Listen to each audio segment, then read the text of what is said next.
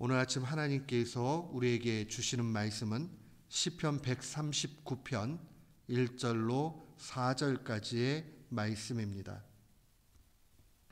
시편 139편 1절로 4절 말씀. 우리 1절부터 4절까지 같은 마음으로 함께 봉독토록 합니다. 여호와여, 주께서 나를 살펴보셨으므로 나를 아시나이다. 주께서 내가 앉고 일어섬을 아시고 멀리서도 나의 생각을 밝히 아시오며 나의 모든 길과 내가 눕는 것을 살펴보셨으므로 나의 모든 행위를 익히 아시오니 여호와여, 내 혀의 말을 알지 못하시는 것이 하나도 없으시니이다. 아멘. 저는 오늘 본문 말씀 시편 139편 1절로 4절 말씀 통해서 나를 아시는 주님이라는 제목으로 주의 말씀을 선포하도록 하겠습니다. 성경에서 안다 이렇게 이야기할 때는 반드시 경험적인 알을 뜻합니다. 근데 이 경험적으로 안다라는 이 말은 관계에서 나타난다는 거예요. 밀접한 관계에서.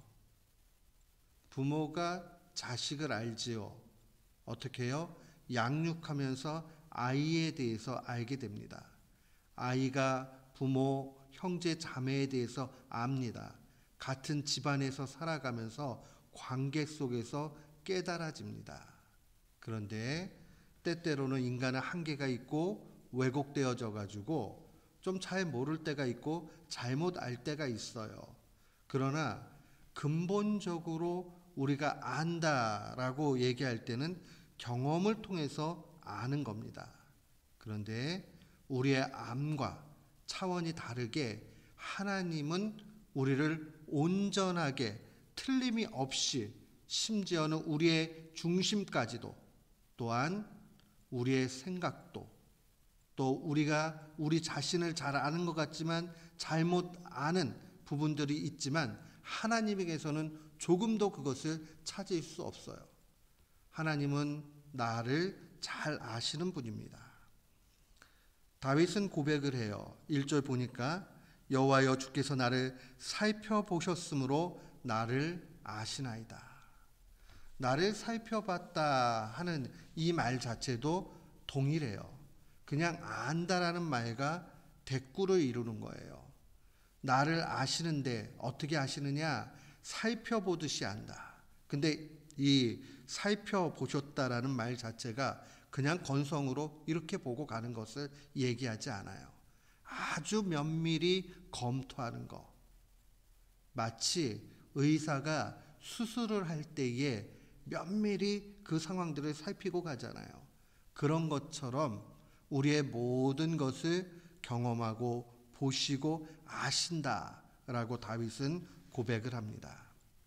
하나님과 우리 사이의 경험 중요합니다. 관계에서 나오는 이 삶의 모습들은 굉장히 중요한 의미를 갖습니다. 신앙에 있어서 다윗과 같이 하나님이 저를 알아요 라고 고백할 때는 두 가지 신앙의 내용을 고백하는 겁니다. 첫 번째는 창조주 하나님에 대한 고백이요. 두 번째는 구원자 하나님에 대한 고백입니다. 그러니까 이중으로 돼 있어요. 내가 하나님이 나를 아신다라고 고백할 때는 우리의 믿음의 대상이 되시는 창조자에 대한 그러한 신앙입니다. 또한 의지의 대상이 되시는 구원자 하나님에 대한 지식입니다. 사랑하는 성도 여러분, 그러니까 우리가 하나님 저를 잘 아시잖아요 라고 그렇게 고백을 할 때에는 우선적으로 먼저 기억해야 되는 것은 우리의 모든 신앙의 대상으로서의 그 하나님을 바라봐야 됩니다. 창조하시는 주님. 오늘 본문 읽지 않았지만 139편의 13절 14절 말씀 보십시오. 주께서 내 내장을 지으시며 나의 모태에서 나를 만드셨나이다. 내가 주께 감사함은 나를 지으심이 심히 기묘하심이라. 주께서 하시는 일이 기이함을 내 영혼이 잘 아나이다. 이게 무슨 고백이에요? 하나님께서 나를 누구보다 잘 아시고 나를 창조해 주셨으니 나는 오직 하나님과의 관계에서만 인생을 살아가는 존재다라는 것을 고백하는 겁니다. 우리가 하나님 저를 잘 아시잖아요 라고 할 때에 이 사실을 놓치지 말아야 돼요. 나를 창조하신 하나님, 그 창조하신 하나님 앞에 나아가게 되면 점점 나타나는 게 있어요. 그게 뭐냐면 자기의 죄를 발견해요. 사람이 불행한 이유, 성경은 단순하게 죄 때문에 그렇다 이렇게 이야기를 합니다. 근데 세상길에 걸어가는 사람들이 그 원인을 잘 몰라요. 눈이 가려졌어요. 하나님과의 관계가 온전할 때는 죄가 드러납니다. 누구의 죄가 드러나냐면 자신의 죄가 드러나게 돼 있어요. 그래서 회개하게 되죠. 하나님 앞에 언제나 겸손한 마음 가운데 자기 자신을 열면서 생각하게 됩니다. 사랑하는 성도 여러분, 창조주 하나님을 고백하는 사람에게는 회개가 나타난다 하는 것을 분명히 기억하시길 바랍니다. 두 번째로 이 구원자 하나님을 바라볼 때에 우리는 감사가 차고 넘치게 되어져 있습니다. 하나님은 의지의 대상이죠. 우리가 하나님 앞에 피해 갈 때만 비로소 생명길을 얻게 돼 있어요. 오늘 시작은 주께서 나를 아십니다라고 하고 그 다음에 23절, 24절 맨 마지막에 보면 하나님이여 나를 살피사 내 마음을 아시며 나를 시험하사 내 뜻을 아옵소서. 내게 무슨 악한 행위가 있나 보시고 나를 영원한 길로 인도하소서. 결국 회개의 모습을 통해서 하나님, 나는 하나님만을 의지합니다.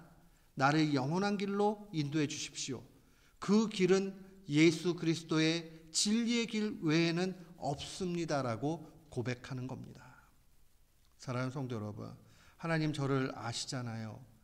제 뜻을 아시잖아요.